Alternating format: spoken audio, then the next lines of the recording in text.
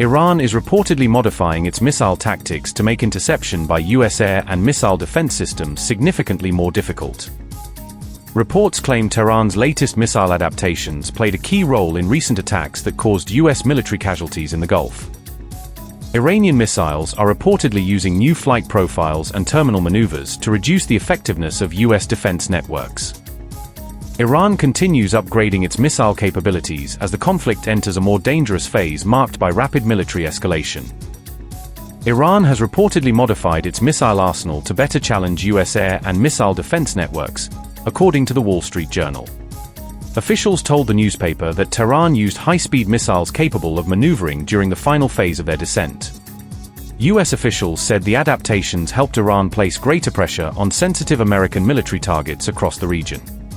Washington remains concerned as Iran continues missile and drone strikes against US positions in the Middle East. Meanwhile, US Central Command said American forces launched a fresh round of airstrikes against military targets inside Iran. The US military said the operation targeted capabilities used to threaten commercial shipping in the Strait of Hormuz.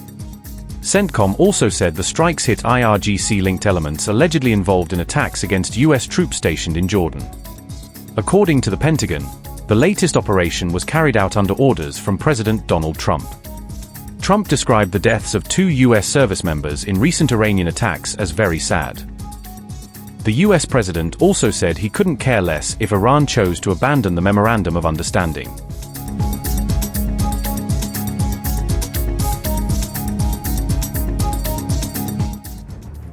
US Central Command confirmed 2 American service members were killed as a result of an Iranian attack, a development that marks a serious escalation in the ongoing regional confrontations. CENTCOM says the 2 service members died on July 17 after an Iranian missile struck a position in Jordan, with the incident occurring amid a broader wave of strikes and counterstrikes.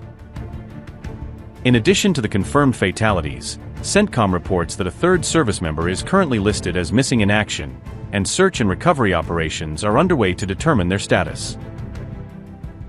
For other US personnel who sustained injuries in the same series of attacks were medically evacuated and admitted to Jordanian hospitals for treatment and stabilization, according to military statements.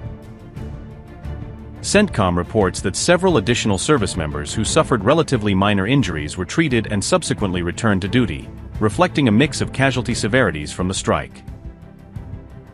Military officials said they would not publicly identify the fallen troops until all next of kin had been properly notified, following standard protocol for casualty announcements.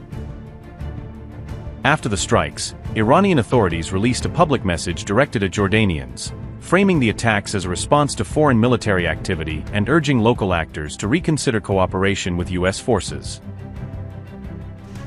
Iran carried out a coordinated missile and drone strike against a US military base located in Jordan, according to Iranian military statements and regional reports. The Islamic Revolutionary Guard Corps said the assault formed part of the 20th wave of its Operation Nasr II, marking another stage in the ongoing campaign Tehran has described as sequential retaliation. Iranian sources say the operation specifically targeted aircraft shelters and large transport and combat aircraft stationed at Azraq, aiming to degrade air power parked on the field. The IRGC claimed that at least 2 fighter jets and 3 additional aircraft were destroyed in the attack, presenting the strikes as a substantial blow to coalition aviation assets. In its public messaging, the IRGC urged the Jordanian army and Jordanian citizens to confront the presence of US military forces operating inside their country.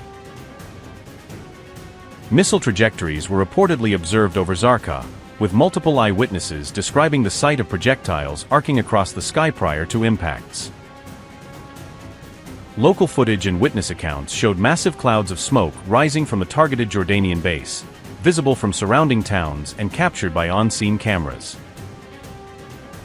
Local Jordanian reports identified the attacked facility as the Muwafaqat al-Salti Air Base near Zarqa, which houses both Jordanian and foreign aircraft and support infrastructure. Iran also said its strikes extended beyond Jordan and included US bases in Kuwait, indicating a broader regional scope to the latest wave of operations. On July 18, Kuwait's national oil company reported that a major oil facility had been struck, raising concerns about damage to energy infrastructure amid the wider military exchanges. Following the strikes, residents in Bahrain reported hearing air raid sirens and explosions, with social media posts and local outlets relaying scenes of alarm and disruption. Washington is no longer striking only military facilities. Iranian officials now say key civilian infrastructure has become a major target.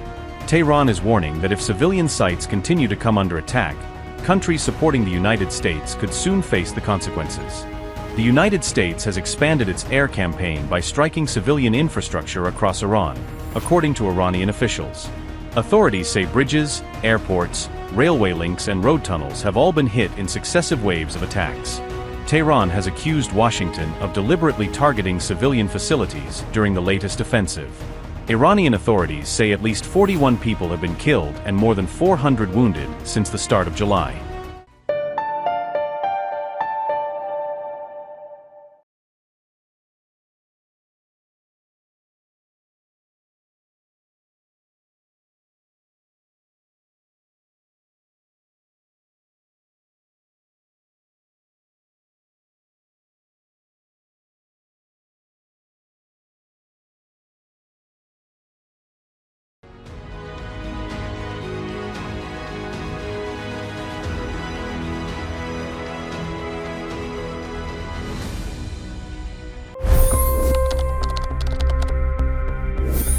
$25 crore गरीब गरीबी को परास्त करके बाहर निकले। For the good of our nation, let's work together and let's truly make America great again. The fastest news breaks. Requested PM saying that look, you will have to speak to Putin and to Zelensky. The biggest news makers. The relationship with India is probably the most important bilateral relationship the U.S. will have for the rest of this century. The capital delivered quite an election result today. Expert analysis. The million-dollar question today is how to stop this dance of death.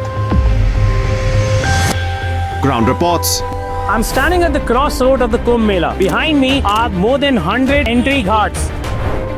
Long-form interviews. Exclusionary politics is reflected in Manipur case as well. You don't bother because this is a small state. Have you ever wondered what happens when a banking dynasty meets tides of world history, intrigue, and a dash of myth? Why exactly did the US topple the Sheikh Hasina government? HT videos. We don't just break news, we break it down.